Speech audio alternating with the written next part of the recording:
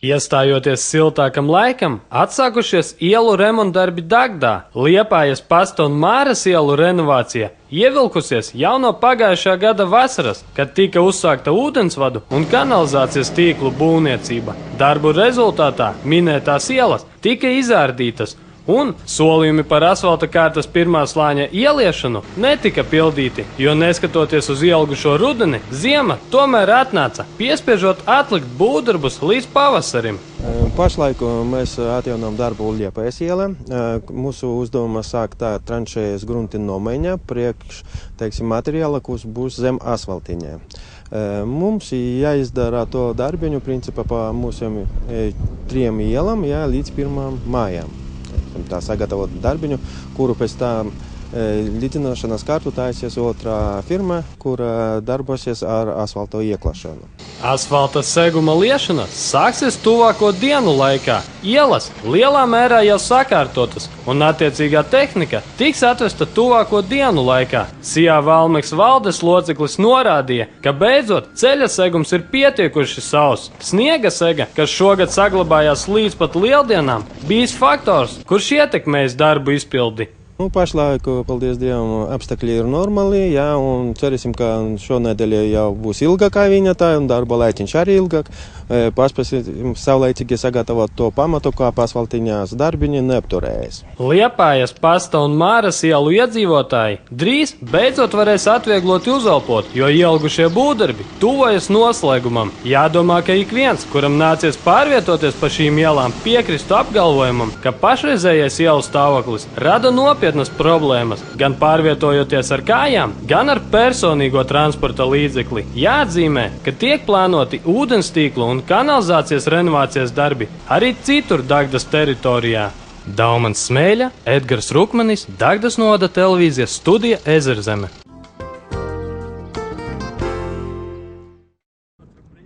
Trešdien, 18. aprīlī, Dagdas tautas namā notika seminārs biškopiem. Tajā piedalījās daudzi lielākie biškopības produkcijas ražotāji no visas Latgales. Mūsdienās biškopība atkal kļūst populārāka, jo medus cenas pieaug gan vietējā, gan eksporta tirgū. Mūsu auditorija ir profesionālie vai lielākie ražojošie biškopi Latgalē un vēršam uzmanību uz medus ražošanas un pārdošanas iespējām Latvijā kopumā, protams, arī Latgalē. Bites viļumos no 39. gada, tēvs savā laikā pirmā saimes nopirka no tiem, kas, no Vācijas repatriantiem, no barona Ikskula. Pats no bērna kājas, no 9-10 gadu vecuma, var teikt. Jau pie bitēm. Semināra dalībnieki pasākumu ietvaros apmeklēja vietējo bišanieku Dagdā. Jānis Viļums ar biškopību nodarbojas jau sen un atklāja, ka iegūtā medus daudzums atkarīgs no ļoti daudziem apstākļiem, no kuriem tikai dažus iespējams ietekmēt. Ir ražas gadi, ir neražas gadi. Ir ienesums, nav ienesums. Ir ienesums, medus ir visiem. Nav ienesums, medus ir tikai tiem, kur spējuši saimes sagatavot ienesumam. Ienesums kāds viņš ir, tāds viņš ir. Realizācija biškopiem vienmēr problēmas. Medus ražošanas un pārdošanas iespējas Latvijā ir milzīgas un neizsmeltas. Patreiz ir tā, ka mēs neizmantojam visas savus iespējas un cilvēkiem varbūt nepastāstam līdz galam, cik nozīmīgs ir medus mūsu uzturā, cik vienkārši viņš ir lietojams un kā mēs, piemēram, varētu aizstāt citus produktus tieši ar medu. Lai nodarbotos ar biškopību, jābūt lielai uzņēmībai, jo biznes nespeļņu tikai strādājot vairāku gadu garumā, iekrājot pieredzi un ieguldot finansiālus līdzekļus. Lai no bišu saimēm iegūtu vairāk medu un padarītu procesu ātrāku un vieglāku, atvaru īpašnieks licis lietā izdomu, attīstot inovācijas, kas viņam palīdzētu darba gaitā. Bija tā, ka periods, kad es dzīvoju Rīgā, bites bija Dagdā. Ja? Tad, lai to darbu racionalizētu, padarītu ātrāku, tad bija jādomā, kā pa sestdienu, svētdienu plus piekdiena kā atvaļinājuma diena, lai to darbu varētu padarīt. Tad tas sākās un saku, tas vēl turpinās. Mums ir jāiemācās ražot vairāk, lai arī varētu piedāvāt cilvēkiem plašāku sortimentu, plašāku piedāvājumu, jo Latvijā pat šīs iespējas, man liekas, ir pozitīvākas. Ražošanas iespējas arī Dagdas novadā, es skatos, ir ļoti kolosāla vide, kur ražot medu daudz labāks nekā, piemēram, eksportētāji valstīs, kas ir Argentīnā vai Ķīnā, kur medus raža pat ir zemāk nekā pie mums ir iespējama. Bišu saimes ik gadu ietekmē dažādi apstākļi. Piemēram, slimības, lauksaimniecībā izmantoto pesticīdu nodarītais kaitējums un laika apstākļu kaprīzes. Tāpēc ir grūti prognozēt, cik lielu medus daudzumu izdosies iegūt šogad. Pēc pavasaris ļoti smags. Ziemošana arī nav bijusi visai labvēlīga, lai ir ziema tāda, ne ta ziema, ne ta kas. Tā kā dzīvosim, redzēsim. Tā kā, sola siltumu, tad jau, ja būs no kārkļiem mums tad jau viss aizies. Daumans Smēļa, Edgars Rukmanis, Dagdas novada televīzijas studija Ezerzeme.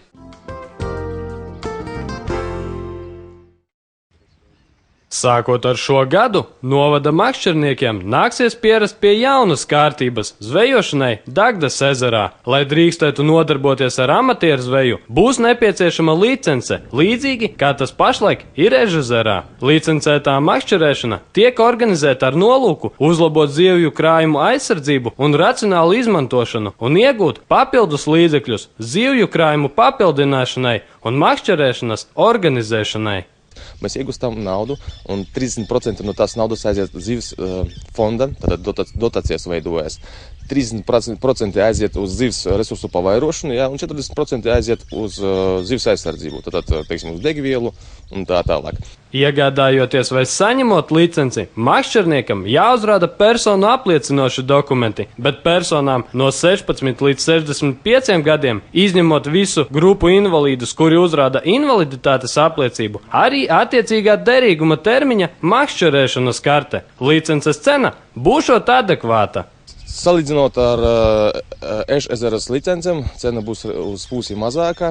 Pieņemsim, vienas dienas makšķerēšanas licence maksās tikai 50 centimus. Tātad 2 dienu 1 lāts, sezonas makšķerēšanas licence maksās tikai 3 lātus un gada licence maksās 6 lāti. Iegūtie līdzekļi tiks izmantoti jau šogad, jo vasarā plānots novada ūdens tilpnēs ielaist lielu skaitu dažādu sugu zivju mazuļus. Šo pavasarī mēs plānojam ielaist Dagdas ezerā par valsts līdzekļiem 50,000 zandartus Dagdas ezerā un 5,000 zandartus Kairišu ezerā. Papildus plānošanas nodaļa uzrakstījusi projektu par Vēdzelēm un Līdeku. Līdeku mēs laidīsim Kaitras ezerā, bet Vēdzelēs mēs laidīsim un mēģināsim audzēt Kairišu ezerā. Makšķernieku pienākums ir makšķerēšanas vietā uzrādīt makšķerēšanas karti vai citus personu apliecinošus dokumentus, kā arī makšķerēšanas licenci, rīkus un lomu. Jābūt aizpildītai arī lomu uzskaites tabulai. Par šo noteikumu pārkāpumiem draud naudas sods 20 līdz 500 latu apmērā. Daumans Smēļa, Edgars Rukmanis, Dagdas novada televīzijas studija Ezerzeme.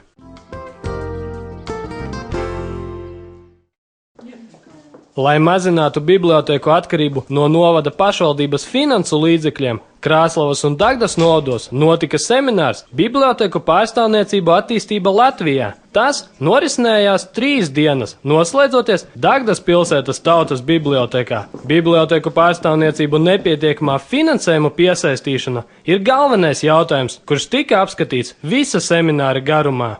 Pamata problēma, protams, ir šis finansējuma trūkums, jo ir daudz lietas, kuras var izsināt un atrisināt. Un pat es teiktu, ka varbūt tas finansējuma trūkums būtu mazāk izteikts, ja būtu ciešāk sadarbības starp bibliotēku vadību un bibliotēkām un šiem te bibliotēku atbalstītājiem. Seminārā piedalīties tika aicināti bibliotēku darbinieki, kā arī atbalstītāji, pašvaldību pārstāvji, pensionāri, uzņēmēji un bibliotēkas apmeklētāji. Dagdas pilsētas tautas bibliotēkas vadītāja norāda, ka semināra laikā apspriesti ne tikai teorētiski, bet arī praktiski jautājumi. Tas ir kā labāk piesaistīt tos pašus bibliotēkas atbalstītājus un kā, lai viņi pasniedz to bibliotēkas situāciju, lai piesaistītu finansējumu.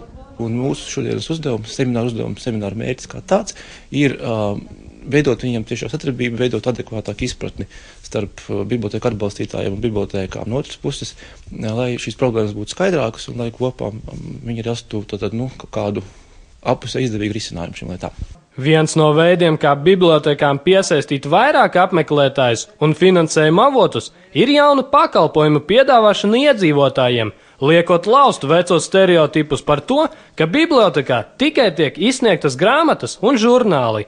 Tie varētu būt ļoti plaši pakalpojumu klāsts, sākot no dažādu tematisku pasākumu organizēšanu bibliotēkā līdz dažādām, teiksim, vietēju aktivitāšu atbalstīšanai, kur bibliotēkas var piedalīties ar saviem resursiem, ar savām grāmatām, ar saviem pašiem internetu pakalpojumiem.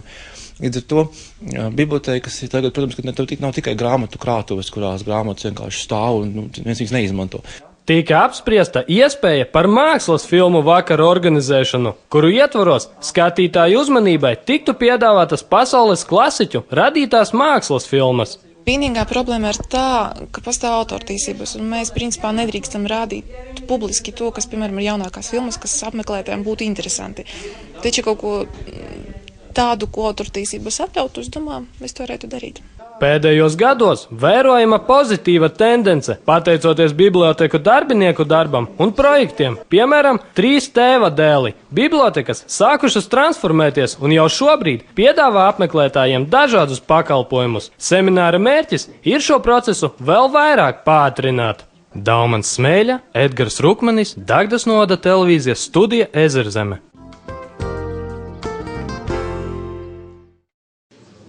Lai attīstītu sadarbību starp Dagdas vidusskolu un Viduslatgales profesionālo vidusskolu, mācību iestāžu parlamentu jaunieši organizēja humora vakaru Pavasara starpbrīdis, kurā piedalījās pa komandai no katras skolas. Pasākuma mērķis bija veicināt pozitīvu atmosfēru un sagādāt labu garastāvokli humora vakara apmeklētājiem. Mēs kopā ar ārotvidusskolas parlamentu un mūsu skolas parlamentu sadarbojoties sarīkojam šo pasākumu, lai kā arī sadraudzības vakars tāds neliels, lai parādītu, ko mākam mēs un ko viņi arī māk, un kopumā pastīties viens uz otru. Tēmu tādu izdomājam Pavasara starpbrīdis, humoru titāņu cīņu, lai būtu kādu spēles, lai katrs, kā var teikt, sacensības būtu pretēs Dagdas vidusskolu un Dagdas ārotvidusskolu. Komandas sastāvēja no 8 dalībniekiem. Dagdas vidusskolas komandu pārstāvēja skolēni no 8. līdz 12. klasē. Komandu sniegumu vērtēja žūrija, kuras sastāvā bija pārstāvji no abām vidusskolām. Jauniešiem jau laikus vajadzēja sagatavot mājas darbu, kuru pasākuma laikā prezentēja. Pasākuma organizatori bija sagatavojuši arī vairākus uzdevumus, kuru izpildēji bija nepieciešama iztēle un laba humora izjūta. Tas vairāk no mums, kas tieši mums ir, būs tāds, tas būs improvizācija vairāk. Tā mazāk teksta un vairāk domāšanas tieši situācijā. Pēc žūrijas vērtējuma labākā komanda saņēma saldas balvas. Ar nelielu punktu pārsvaru uzvaru izcīnīja Viduslatgales profesionālās vidusskolas audzēkņi. Konkursa dalībnieki atzīst, ka aprīlis ir lielisks laiks, kad rīkot līdzīgus pasākumus, jo pavasaris atnes ne tikai siltāku laiku, bet arī jautru noskaņojumu. Tagad ir aprīlis, kā jūs skaitās, 1. aprīlis bija humora diena, un tādā ziņā arī mēs nedaudz gribējām uzjautrināties, kā jau pavasaris, nedaudz gaišākas domas, nedaudz vairāk joku, lai sasildītos un to vasaru sagaidītu.